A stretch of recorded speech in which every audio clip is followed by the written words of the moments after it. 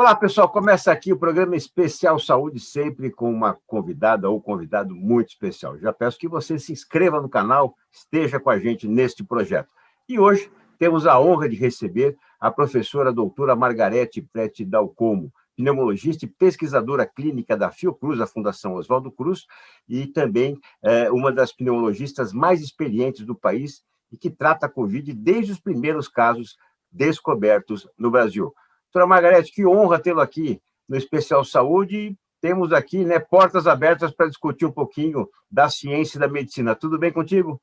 Muito obrigada, Elias e Lúcia. É uma gentileza enorme me chamar. Imagino que vocês tenham conversado com colegas da mais alta expressão, de modo que me sinto muito honrada com esse convite. Muito obrigada. Nós é que estamos honrados em recebê-la. Bom, aqui eu brinco, o pessoal já está falando isso que está assistindo lá em casa, né?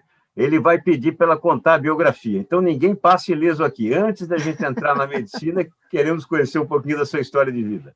Olha, Elias, eu não gosto muito de falar assim, coisas de história de vida. Não creio que a minha história de vida tenha nada de muito especial que... Enfim, mas a minha história de vida é de uma moça de uma família oriunda de imigrantes, né? Meus 4 avós foram imigrantes italianos que vieram do norte da Itália no começo do século passado, naquela época de grande pobreza no norte da Itália, né? Vieram, se estabeleceram no Espírito Santo, né? Eu sou capixaba, né? Meus pais nasceram lá, eu também nasci no Espírito Santo e vim para o Rio de Janeiro muito pequena, né? Já ainda antes de andar, né? Começando a falar.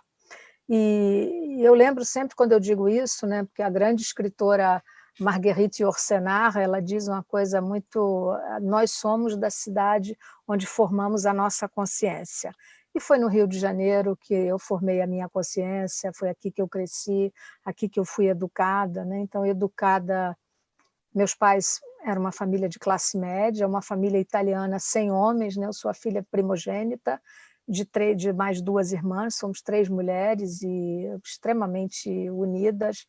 Meus pais faleceram, meu pai faleceu há 6 anos atrás, minha mãe há 1 ano atrás.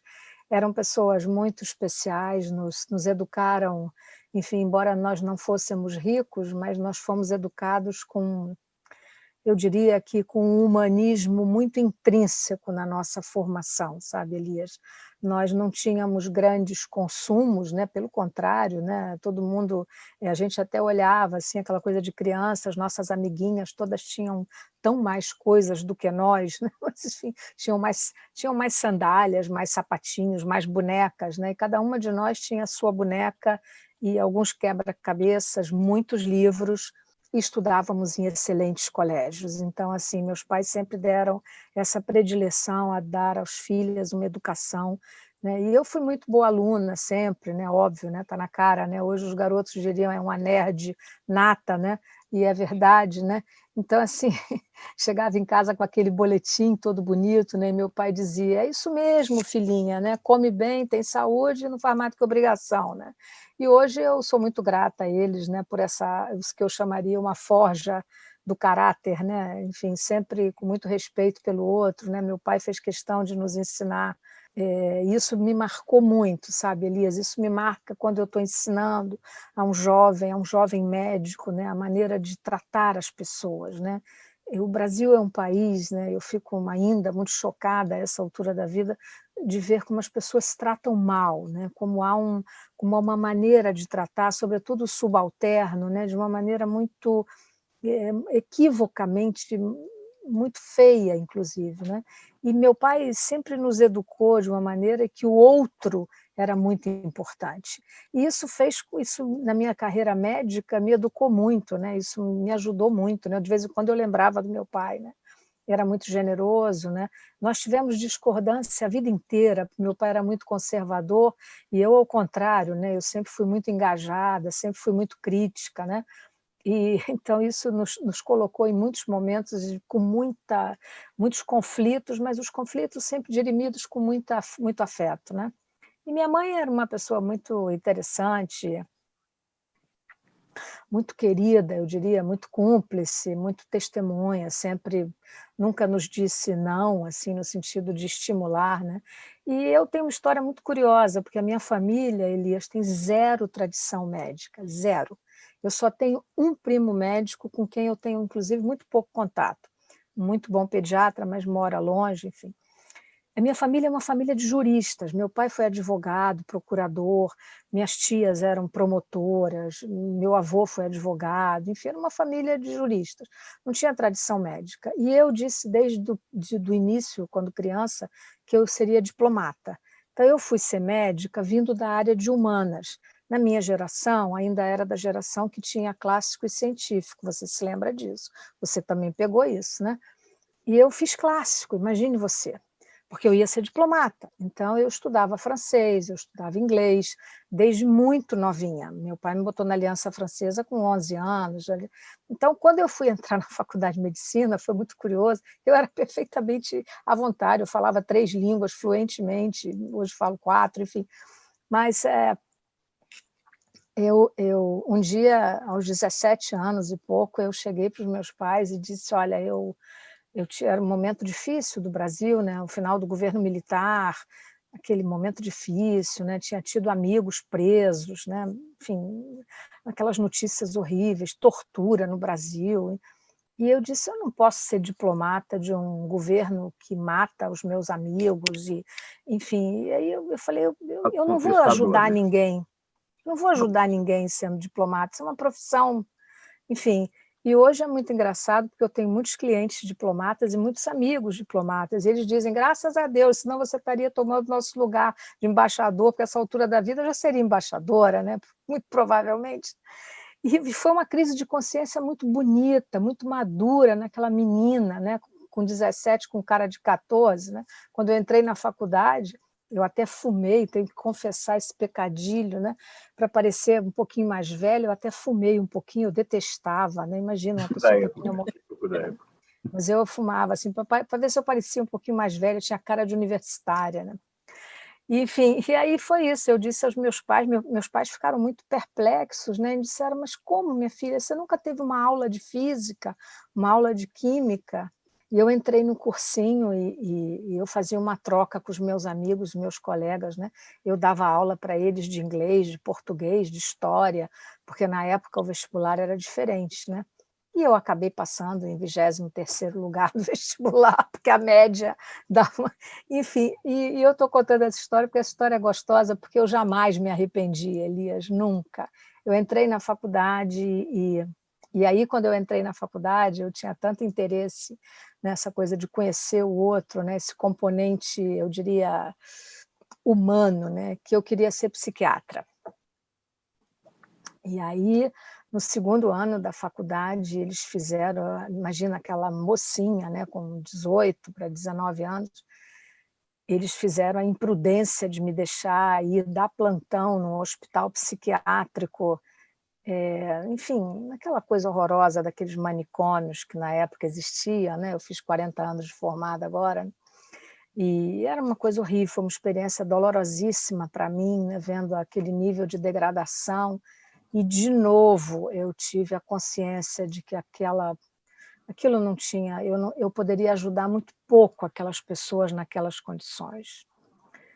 E logo depois eu entrei na área clínica, e ao entrar nas cadeiras clínicas, realmente eu tive, né, o que os franceses chamariam assim, um coup de foudre, né, assim, uma interação, uma paixão, né, pela semiologia, pelas cadeiras clínicas. Me lembro que a minha primeira cadeira clínica foi a nefrologia, eu fiquei muito encantada. E depois eu entrei na cadeira de pneumologia, no 3º ano da faculdade, no final do 3º ano. E na cadeira de pneumologia eu tive uma sorte, porque tinha um chefe da disciplina que era espetacular, o professor José Luiz Loureiro, que já faleceu, que era uma pessoa maravilhosa, e ele via, e nessa época eu lia, né? Eu vou até escrever agora um capítulo de livro, para um livro que vai sair publicado agora, daqui a alguns meses, chamado O Livro que Marcou a Minha Vida. E eu vou escrever sobre A Montanha Mágica, do Thomas Mann, que foi realmente um livro que marcou a minha vida, e eu lia Thomas Mann quando fazia aqueles plantões na Santa Casa, enfim.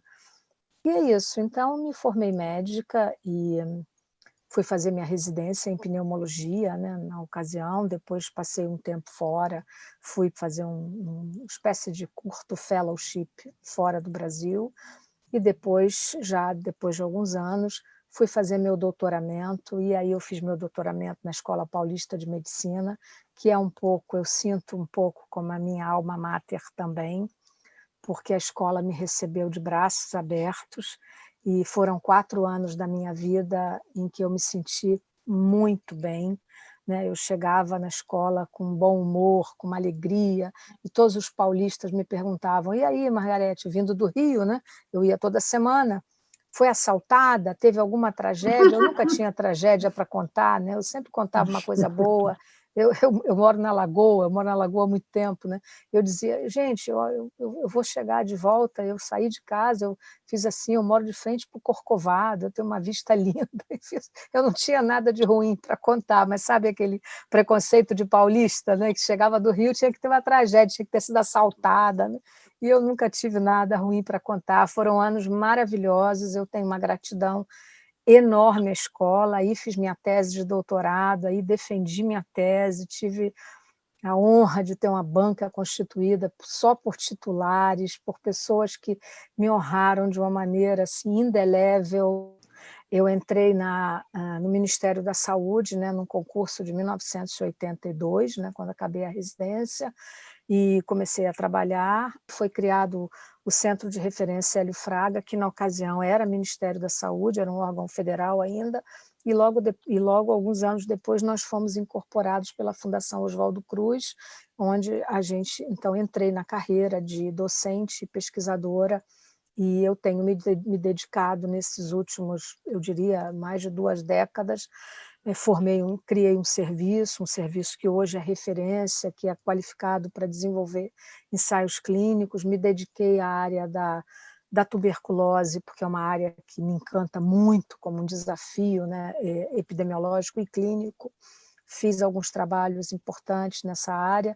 Logo depois chegou a AIDS. Na AIDS, a gente sabe que a tuberculose é a doença mais frequentemente ligada, então isso também me permitiu uma inserção, digamos assim, num campo científico muito interessante. Ao longo desses anos, eu pude participar de muitas consultorias que eu pude fazer para a Organização Mundial da Saúde.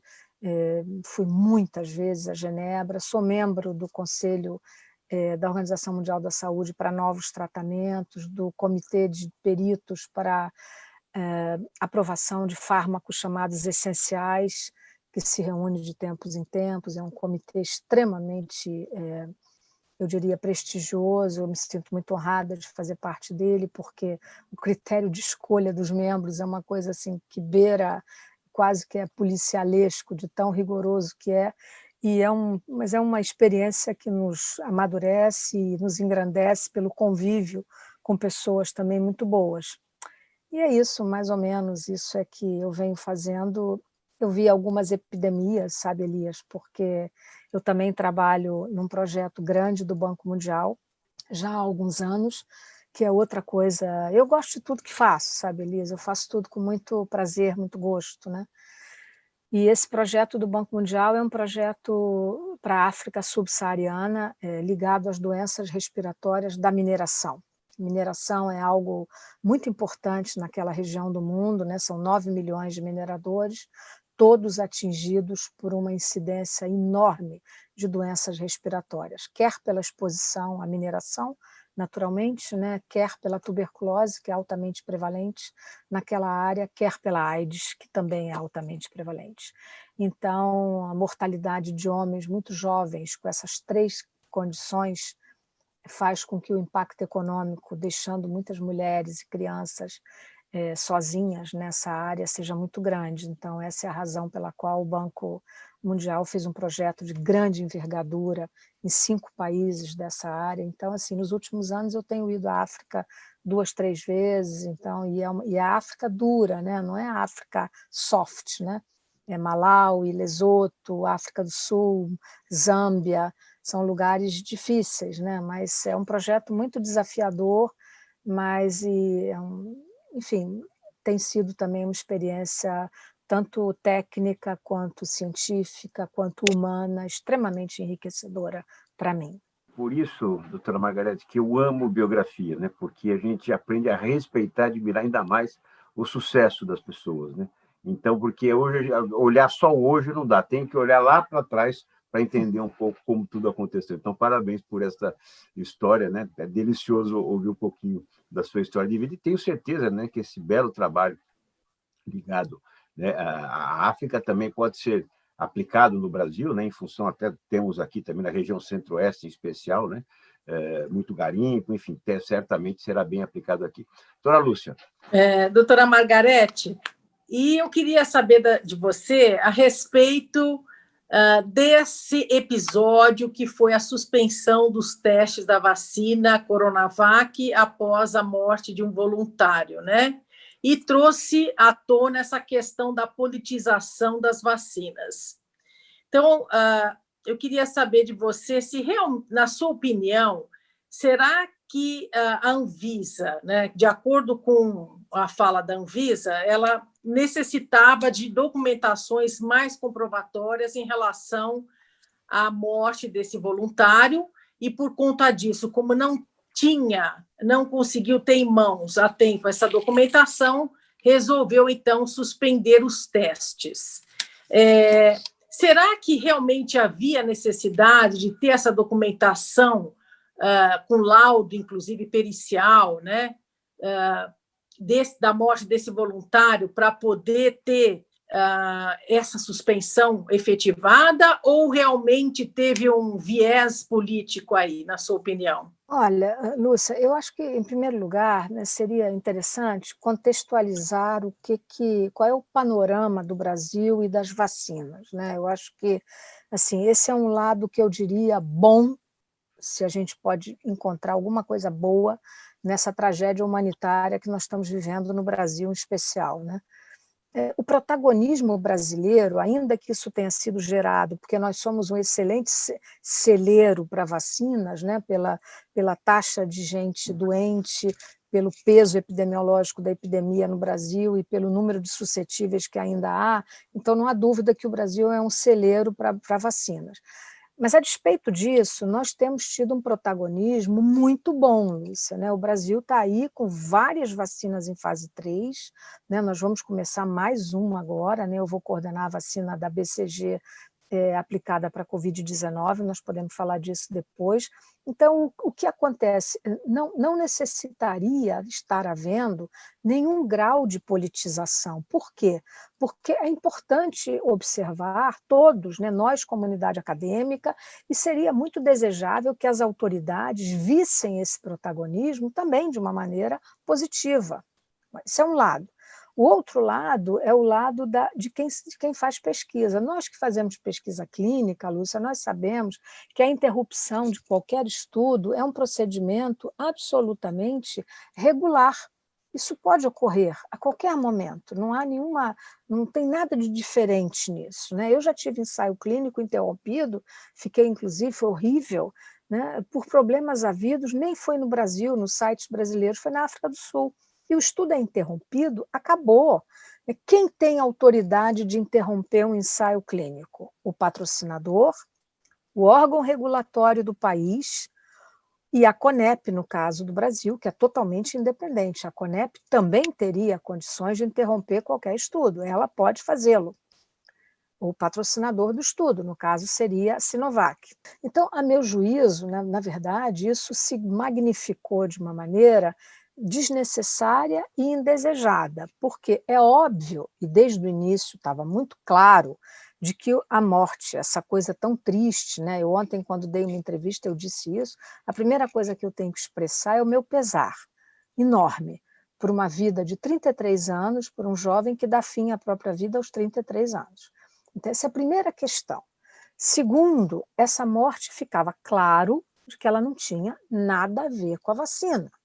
Né? A vacina não vai levar ninguém a um suicídio, ele podia ser portador de uma condição depressiva prévia, nós não sabemos nada disso. Né? existe uma questão do sigilo do participante, Lúcia. Você sabe que não se pode abrir, né? Quem quebra o lacre, quem pode abrir, se com autorização da família, etc., dependendo do termo de consentimento assinado. Então, é totalmente diferente. Então, na verdade, o menor dos problemas do que ocorreu foi a interrupção do estudo. Até porque, obviamente, se interrompeu, ela seria rápida, porque a quem cabe analisar que pode voltar? São os comitês independentes que analisam, que monitoram os estudos. E foi exatamente o que aconteceu.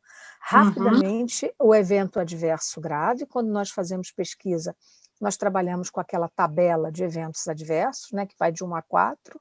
Né? O 4 é um evento morte, né, ou que põe em risco de morte a vida dessas pessoas, dos voluntários ou dos participantes. Nós somos obrigados, né, quando é ensaio clínico de medicamento, nós somos obrigados a informar aos órgãos regulatórios, a própria Anvisa ou a Conep, num prazo de 24 horas, quando é remédio. Quando é vacina, pode ser um número de dias maior. O que foi feio, eu diria, né, foi atribuir que a notificação feita por quem desenvolve a vacina, no caso pelo Butantan, foi feita no dia 6, e que por uma razão de hacker ou qualquer desculpa dessa, a Anvisa só teria tomado conhecimento no dia 9. Então, isso ficou feio, porque isso não faz o menor sentido. Menor sentido. Então, certamente, a meu juízo, né, agora eu falo como médica, eu tenho a impressão que sim, que houve uma pressão indesejada, inoportuna e equívoca, porque isso não pode acontecer. A Anvisa tem autonomia para tal, né? Como a Conep teria autonomia para tal. Então, a coisa mais regular que houve, Lúcia, foi a interrupção do estudo. Se a interrupção teria sido necessária ou não, é até uma outra discussão. Ela foi muito rápida, a Anvisa já liberou o estudo para continuar, que era óbvio. Mas por que isso foi grave? Primeiro, pelo equívoco, pela maneira equívoca com a qual isso foi tratado por todos, eu diria por todos, né? E segundo, porque isso fez muito mal à nossa sociedade civil. A sociedade precisa entender que a grande solução para as viroses, todas elas, epidêmicas ou não, Lúcia, são as vacinas. As vacinas são a grande solução. E nós sabemos disso. Né? As viroses crônicas, como hepatite C, como AIDS, são tratadas com remédio. Mas virose aguda, quem resolve é a vacina, é a solução. Então, as pessoas precisam acreditar nas vacinas, entender os processos pelos quais nós estamos passando e acabar com essa bobagem preconceituosa de que a vacina é inglesa, francesa, chinesa, isso não importa, né? Enfim, quando alguém me diz, doutor, eu não quero tomar a vacina chinesa, eu pergunto assim, de maneira muito bem-humorada, você não toma vacina de gripe todo ano? Claro que eu tomo, doutora, a senhora manda, a gente faz todo ano e tal, eu estou ótima e tal. Pois é, todas as vacinas que o senhor toma todo ano, todas têm componentes chineses. A vacina da AstraZeneca que o senhor quer tomar, que a Fiocruz está produzindo, também tem um monte de componentes chineses. E aí a pessoa entende. E a pessoa entende, né? Mas isso precisa ser dito, precisa ser explicado para a opinião pública, né, Lúcia? Então, acho que foi um episódio infeliz, que nós não merecíamos, não precisávamos ter passado por ele, além dessa coisa muito triste, que é a morte de alguém aos 33 anos por tirar a própria vida. Né? Antes de começarmos a nossa gravação, você trouxe o fato da fake news, que realmente, né, em todas as áreas, em especial nessa, tem causado estragos tremendos aí, além, né, efetivamente, né, de uma guerra de torpedos para cá e para lá, na qual nós estamos no meio, né? Política, ou não importa qualquer que seja, mas nós estamos no meio. Então, a gente acredita numa coisa e, de repente, houve outra. E uma mentira repetida várias vezes acaba virando até uma verdade. Né? Infelizmente, você também contraiu o coronavírus, né? Você fez uma declaração que sofreu com o que considero a pior sensação trazida pelo coronavírus, que é o medo. O medo hoje, né, isso foi em maio, o medo hoje ainda é essa pior sensação do coronavírus, já que a medicina hoje conhece melhor o vírus, ou podemos dominá-lo com mais tranquilidade? Olha, Elias, eu diria que depende muito da pessoa e do status de gravidade com o qual essa pessoa evolui, né? Quer dizer, uma coisa é você ter uma forma leve, né, como é a maioria, como são a maioria das formas da Covid-19, e a pessoa fica só chateada, né? Ela fica cansada de ficar no isolamento durante 2 semanas, né? Sobretudo agora que nós estamos vendo a doença, a taxa de transmissibilidade na qual nós estacionamos é muito alta, então tem muita doença em jovem, né? Você manter um jovem de 18, 19 anos trancado no quarto não é fácil, né? As famílias também padecem, né? Nossa, Recebendo aquele pratinho de comida na porta, né? E, bom, enfim, é claro que a tecnologia ajuda, né? Eles têm computador, enfim, tem leitura, tem filme, mas, enfim, essa idade é uma idade gregária por natureza, né? Eles ficam muito. Eu estou com 2 nesse momento, um de 18 e outro de 20, e que eu sei que não está sendo fácil para os pais para lidar com isso. Mas então, isso é uma coisa, né? A outra coisa é quem fica grave, quem vai ser internado. Isso, eu diria, de tudo que eu vi desde o início, essa percepção de entender cada vez melhor esses pacientes, isso se acompanhou do que eu chamaria a nossa enorme e intensa curva de aprendizado, Elias. Todos nós tivemos uma curva de aprendizado muito intensa com a vivência com a Covid-19 desde o início. Lembrando que a doença chegou para nós, né, logo no início, logo no carnaval, né, nós internamos os primeiros doentes após o carnaval, e naquele momento a nossa influência era toda da experiência chinesa, e a perplexidade diante do que tinha acontecido nos países que nos antecederam, na Itália, aquela tragédia na Itália, na Lombardia, na Espanha, né, a Catalunha, enfim, as pessoas morrendo, asilos inteiros. As descrições dos colegas nos faziam, era realmente uma coisa. Enfim, eu cheguei a voltar, a reler o Pedro Nava, né, que descreve de modo absolutamente impressionante o que foi a gripe espanhola de 102 anos atrás, né? Então, naquele momento, né, nós vimos, né, e presenciamos, né, quem internou pacientes, o medo que aquela solidão causava nas pessoas, e causa ainda, né? Porque você tem que pensar que quando você é internado, você entra numa ala chamada ala Covid de qualquer hospital, a porta se fecha e acabou. Você não verá mais ninguém da sua família, você não verá o seu grande amor, você não verá seus filhos, seus pais, ninguém, até você ter alta. E se você morrer ou for entubado, você morrerá sem ter recebido um gesto de carinho de nenhuma dessas pessoas, será enterrado ou cremado sem que tenha nenhuma. Então, assim, essa consciência é muito dura para quem passa pela doença, entendeu? O medo gerado é muito grande. Então, por isso é que nós tentamos, com isso que eu estou chamando dessa curva de aprendizado, cada vez mais humanizar esses tratamentos, né? Então, há pouco eu lhe dizia, né, os pacientes que ficam acordados e ficam só no isolamento, com oxigênio de alto fluxo ou ventilação não invasiva, com máscara facial, e que, portanto, podem falar, podem se comunicar, nós os deixamos sempre com seus telefones celulares para que eles possam interagir com os seus médicos, com as suas famílias, possam tomar algumas providências, né? Nós presenciamos muitas providências pedidas pelos pacientes, né? Mudanças de testamento, formalizações de uniões estáveis, tudo isso nós vimos, né? Busca de documentos que queriam ver, coisas dessa natureza, as mais variadas.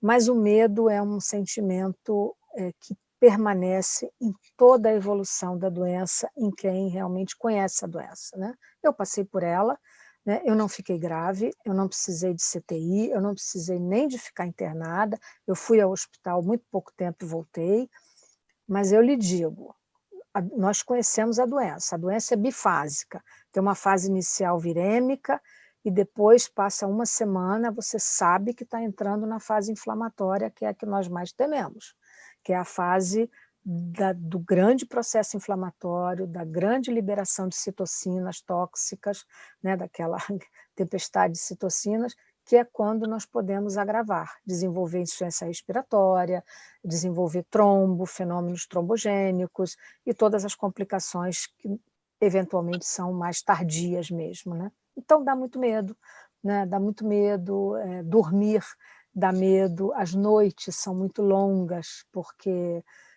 você se sente muito fraco.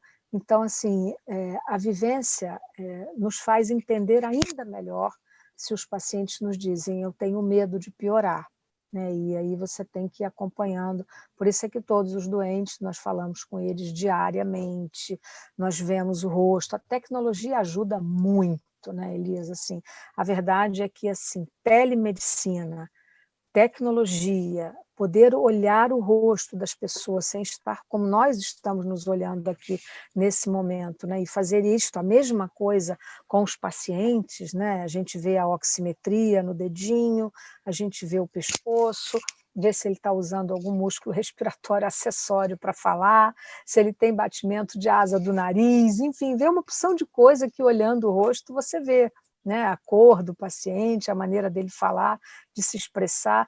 Então, tudo isso, não há dúvida que a tecnologia ajuda, né? Imagina que isso, quando você pensa na literatura ou na história, imagina o que foi a gripe espanhola naquela ocasião, né? Doutora Margarete, duas colocações aqui. Uma, nós temos mais de 5.700.000 pessoas que foram infectadas. Tem um percentual do número de pessoas, dentre essas, que apresentaram problemas respiratórios? E também agora uma pergunta de leigo, né? Com o tempo, o coronavírus, ele pode se tornar algo genético, como asma, por exemplo? Pode vir a causar uma doença respiratória crônica genética? Bom, começando pelo fim, Elias, nada indica que sim, nada indica isso, né? Nada, né? Existe, inclusive, um dado interessante, nós sabemos que hoje a nossa grande preocupação com a Covid-19, Elias, são as sequelas, né? E dentre as sequelas de natureza respiratória, né? Cardiovasculares, vasculares e as respiratórias. Dentre as sequelas respiratórias, a que nos preocupa realmente são as fibroses pulmonares, né? Que reduzem muito a capacidade funcional da pessoa, né? Ligadas basicamente a uma gravidade maior de doença pela Covid-19, né? E as sequelas cardiovasculares. Mas existe um dado, nós não sabemos e não podemos afirmar que essa fibrose pulmonar ela seja um dano perene, indelével nessa pessoa, né? Existem estudos decorrentes, tem um estudo que é clássico, que estudou pacientes que tiveram SARS, há 17 anos atrás. E essa coorte de pacientes foi estudada durante longos anos e se mostrou, ao longo do tempo, né, recentemente, que apenas 15% desses pacientes ainda apresentavam fibrose pulmonar, o resto foi melhorando a partir, ao longo de um determinado tempo. Então, se a Covid-19 vai se comportar assim, nós não sabemos responder. O fato é que as sequelas são hoje, né, hoje já há centros de reabilitação pós-Covid, né, o Hospital das Clínicas em São Paulo já tem um, aqui no Rio de Janeiro tem na Universidade Estadual do Rio de Janeiro, enfim, que são centros que estão trabalhando com esses pacientes portadores de sequelas da Covid-19. Não creio que haja nenhuma suspeição ou preocupação maior, Elias, que ela possa causar algum dano indelével do ponto de vista de mudança de DNA ou qualquer coisa causando algum grau de herança genética nos descendentes, digamos assim. De modo algum, isso não está, enfim, em consideração, né, nesse momento, pelo menos, né? Perfeito. Recebemos hoje a doutora Margarete Dalcomo, pesquisadora clínica da Fiocruz e uma das pneumologistas mais experientes e respeitadas do Brasil. E queria que você contasse também qual o maior aprendizado que você tirou desse período da pandemia. Há duas coisas nessa epidemia, em termos de aprendizado, que eu acho que a epidemia revelou de uma maneira também que vai marcar a história das nossas vidas, Elias. A primeira delas, e que eu acho que são coisas boas, né? Apesar do nosso luto, apesar do tamanho da tragédia, nós não tivemos tempo nem sequer para viver a perplexidade, né? Porque fomos apanhados muito. Duas coisas me parecem muito importantes de serem registradas. A primeira é que nós nos humanizamos frente à sociedade civil. O que está acontecendo aqui entre nós três hoje, e que tantas vezes, né, alguém me perguntava isso nesses dias agora, né, se eu não ficava, se eu me sentia, como eu conseguia ser tão serena diante das câmeras. E eu disse, olha, porque a gente dá aula, a gente ensina, a gente está diante de um paciente nem sempre para dar uma boa notícia, né? Às vezes para dar uma má notícia, e nós precisamos ter fleugma, serenidade e, mais do que tudo, saber que estamos dizendo a verdade. Então, não há sacrifício, né? Nós estamos dizendo a verdade. Isso nós sabemos, isso nós não sabemos. Então, esse processo de humanização dos médicos, dos pesquisadores, frente à opinião pública, e o reconhecimento da comunidade acadêmica brasileira, da capacidade de trabalho de tantos, né, da criatividade brasileira. Nós perdemos tantos cérebros que foram embora, Elias, por não encontrarem aqui condições adequadas de trabalho, e hoje eu vejo que as pessoas reconhecem que os que ficaram, né, nós que trabalhamos, olha quantos colegas estão aí à frente das publicações. O Brasil tem uma quantidade enorme de publicações científicas nesse momento, colegas fazendo respiradores a baixo custo em São Paulo, no Rio de Janeiro, a Fiocruz produzindo milhares de testes diagnósticos, a UFRJ produzindo diagnóstico, enfim, o Hospital das Clínicas sendo essa referência de 900 leitos dedicados à Covid, uma coisa extraordinária, né? Então, assim, eu acho que esse reconhecimento frente à sociedade civil foi uma coisa extremamente positiva. E a segunda coisa que eu acho que foi muito positiva, Elias e Lúcia, né? O Brasil nunca teve, pelo menos na minha geração, eu não conheço, uma cultura do voluntariado. Nunca teve, né? O Brasil é um estado profundamente concentracionista, né? Desigual, né? Desigual de uma maneira que nos constrange, né? É muito constrangedor, né? Essa desigualdade entre quem tem muito e quem não tem nada, né? Enfim, então isso eu acho que pela primeira vez nós vimos, eu me lembro que a primeira entrevista que eu dei ao Globo, ainda em março, eu disse, nós temos duas armas para vencer essa epidemia, o SUS, que é a grande arma, e a necessidade de que a iniciativa privada não deixe apenas nas mãos do governo, ela terá que comparecer, mas ela terá que comparecer pesadamente, como ela nunca compareceu. E aí nós vimos acontecer algo que nenhum de nós nunca tinha visto, né? O Todos pela Saúde, 1 bilhão do Itaú, empresas enormes colaborando, iniciativas público-privadas, ONGs comparecendo de maneira importante, iniciativas de grande envergadura, como nós estamos fazendo aqui no Rio, em áreas de grande violência urbana, como o Conjunto da Maré, de Manguinhos, aí em São Paulo, em Heliópolis, Paraisópolis, enfim. E são iniciativas que contaram com uma participação importante da iniciativa privada. O Brasil tem... Então, isso eu acho que fica como uma herança, e eu espero, Elias, que fique mesmo. Eu quero continuar a acreditar que nós podemos sair, quer dizer, eu não estou aqui fazendo, nem sou ingênua, nem estou fazendo retórica, né? A grande peste negra do final do século XIV gerou o Renascimento. Né? Não acho que nós teremos um renascimento, mas eu acho que nós podemos sair disso melhores como pessoas, melhores como profissionais, né? E podendo descer das nossas togas, dos nossos jalecos, dos nossos, enfim, e ver que o que nós fizemos seguramente valeu muito a pena. E nós estaríamos dispostos a continuar fazendo e fazer tudo de novo, porque eu não tenho dúvida, essa não será a última epidemia. Sem sombra de dúvida, né? Uma lição para todos nós, e estamos saindo mais fortes do que nunca, né, doutora Margarete? E eu acho que sim, né? Sim, sim. E agora também devemos passar para o pessoal que está nos ouvindo dos cuidados, né, em relação ao uso de máscara, higienização, porque ainda não temos as vacinas, né?